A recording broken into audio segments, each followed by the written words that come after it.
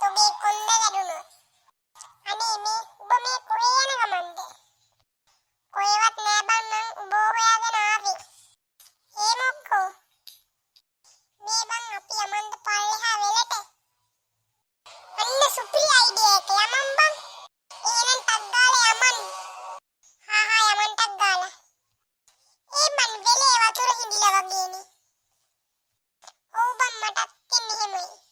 මොකෝ කියන්නේ අපි නාමුද? වෙලටනේ නානෝ මිසක් මොන අහවල් මගුලක් කරන්නද බං? හොඳට බෑලා නාමු බං.